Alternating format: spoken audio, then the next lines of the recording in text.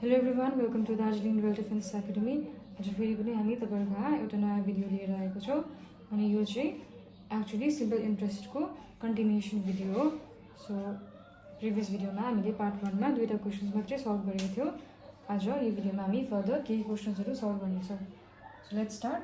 Question number 3, find the simple interest on ₹6,000 at 6% per annum for 8 months। So यहाँ के दिएको छ, हामीलाई सिम्पल इन्ट्रेस्ट खोज्नुपर्ने रहेछ र प्रिन्सिपल कति दिएको छ 6,000, रेट 6%, टाइम कति दिएको छ 8 months। तर यहाँ प्रब्लम के छ भने रेट चाहिँ के हो, यो 1 सालको 6% हो। तर हामीलाई के भन्दैछ, सिम्पल इन्ट्रेस्ट खोज्नु तर 8 monthsको लागि। सो हामी के गर्छ, मन्थ्सलाई इयर्समा कन्भर्ट गर्छ। For that 8/12। किन 8/12? किनभने 1 सालमा के हुन्छ 8 months। र अब हामीले डाइरेक्टली यसलाई हामीले यतिकै 8/12 लेख्दा हुन्छ कि हामीले यसलाई सिम्प्लिफाई गर्नु पनि सक्छ। 4 into 2, 4 into 3 is 12। So 2/3 years। 8 months भनेको 2/3 years। सो फर्मुला के हो simple इन्ट्रेस्टको, P into R into T divided by 100। P भनेको 6,000, R भनेको 6%, टाइम कति दिएको छ 8 months, कन्भर्ट गरेर कति भयो 2/3 years। यो 100 यो फर्मुलामै छ। सो दुईवटा 0 क्यान्सल आउट भयो। 3 into 20 कति हुन्छ 60 हुन्छ। सो फर्दर अब यहाँ क्यान्सल गर्न सक्ने केही पनि छैन।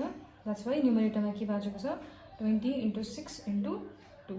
सो 20 into 2 कति हुन्छ 40, 40 into 6 कति हुन्छ 240।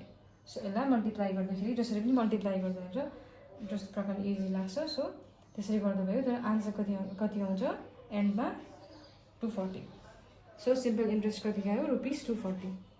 बुझ्यो यहाँसम्म? यो एकदम सिम्पल क्वेसन थियो। प्रब्लम कहाँ थियो, यहाँनिर टाइममा मात्रै प्रब्लम थियो। सो बेसिक क्वेसन हो यो। नेक्स्ट क्वेसन नम्बर 4 छ, in what time does a sum of money becomes 4 times at the simple interest rate of 10% per annum. जब क्वेसनमा सम अफ मनी भनेर दिएको हुन्छ, त्यो भनेको चाहिँ के हो, सम अफ मनी चाहिँ जहिले पनि के हो प्रिन्सिपल हुन्छ। सो कति पैसा डिपोजिट गर्यो अनि त्यो पैसा एन्डमा गएर चाहिँ के भयो अरे, त्यो पैसा 4 times भयो अरे, 4 गुणा भयो अरे। सो हामीलाई दिएको यहाँ क्वेसनमा के मात्रै थाहा छ, हामीलाई रेट मात्रै थाहा छ। रेट कति दिएको छ 10%। सो हामी अज्युम गर्छ कि त्यो सम अफ मनी प्रिन्सिपल चाहिँ X हो भनेर हामीले अज्युम गर्छ। सो प्रिन्सिपल X हो भने हामीले जो पैसा मेच्योरिटीमा पाउँछ त्यसलाई के भन्छ, अमाउन्ट। सो अमाउन्ट के हुँदैछ 4 गुणा हुँदैछ, प्रिन्सिपल के हुँदैछ 4 गुणा। So that's why 4x, amount is equal to 4x। Rate 10% भयो। सो खोज्नुपर्ने के हो, इन वाट टाइम, कति समयमा चाहिँ भनेर भन्दैछ। खोज्नुपर्ने चाहिँ के हो टाइम। सो टाइमको फर्मुला के हुन्छ I into 100 divided by P into R। So हामीलाई P र R को भ्यालु थाहा छ, हामीलाई I को भ्यालु थाहा छैन। सो I को भ्यालु निकाल्नु लागि हामीले सिम्पल इन्ट्रेस्टको यो फर्मुला युज गर्छ। SI is equal to amount minus principal. Amount हाम्रोमा 4x छ, प्रिन्सिपल कति छ x। So 4x minus x कति हुन्छ 3x। त्यसो भए I को भ्यालु कति आयो 3x। 3x into 100, P कति हो x इन्टु रेट कति हो 10। सो यो 0 र यो 0 क्यान्सल आउट भयो, यो x र यो x क्यान्सल आउट भयो। बाँचेको कति न्युमरेटरमा 3 into 10। सो 3 into 10 कति हो 30। के खोज्दैछौँ हामी, टाइम खोज्दैछौँ। द्याट्स वाइ के हुन्छ यहाँनिर 30 years। सो यो चाहिँ फाइनल आन्सर हो। सो नम्बर 5th क्वेसन चाहिँ छ, find the rate of interest at which ₹100 becomes ₹200 in 10 years। So यहाँ के बुझ्नुपर्ने रहेछ, rate of interest in which ₹100 becomes 200। So principal के हो, प्रिन्सिपल हो 100 रुपियाँ बिकम्स ₹200। मेच्योरिटीमा चाहिँ 10 साल बाद 200 रुपियाँ हुन्छ। सो यो चाहिँ के हो ₹200 चाहिँ अमाउन्ट हो। टाइम कति दिएको छ 10 years। त्यो बाहेक हामीले अरू केही पनि थाहा छैन। सो खोज्नुपर्ने रेट अफ इन्ट्रेस्टको फर्मुला के हुन्छ I into 100 divided by P into T। So again हामीलाई यहाँनिर प्रिभियस सममा गरेको जस्तै इन्ट्रेस्टको भ्यालु थाहा छैन, त्यही लागि हामी फेरि पनि यही फर्मुला लगाएर SI is equal to A minus P लगाएर इन्ट्रेस्टको हामी भ्यालु खोज्छौँ।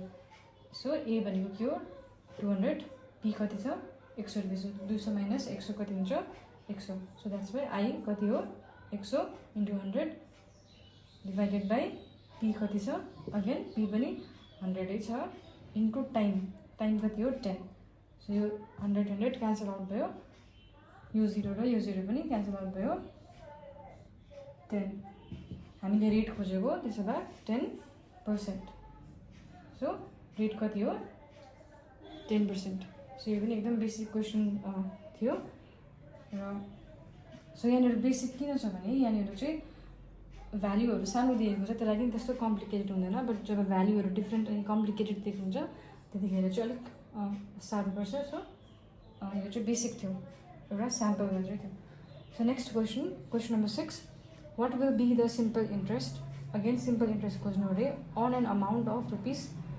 ₹1000 for 6 years at 4 whole number 3/2%. So P कति हो अन एन अमाउन्ट अफ 1000 भन्दैछ सो प्रिन्सिपल हो 1000 टाइम हो 6 years रेट हो 4 whole number 3/2%.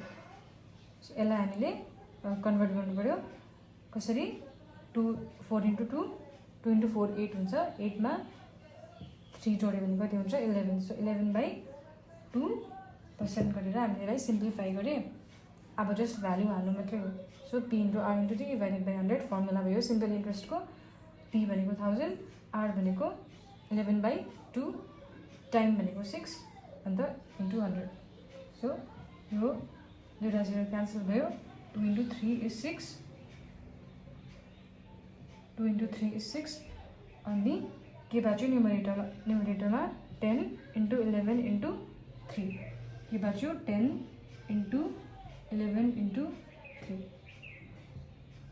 सो 3 into 11 कति हुन्छ 33 into 10 330 सो यसको आन्सर चाहिँ कति आयो ₹330 सो देयरफोर सिम्पल इन्ट्रेस्ट कति रहेछ 330 रुपियाँ सो आजको यस भिडियोमा चाहिँ हामी यति नै गर्नेछ र फेरि फर्दर हामी यस्तो प्रकारको भिडियोजहरू लिएर तपाईँहरूको आउनेछौँ सो तपाईँहरूलाई हाम्रो भिडियोहरू मनपर्छ भने तपाईँले हाम्रो च्यानललाई हाम्रो च्यानल सब्सक्राइब गरिदिनुहोस् अनि हाम्रो भिडियोलाई लाइक एन्ड सेयर गरिदिनुहोस् thank you for watching and have a good day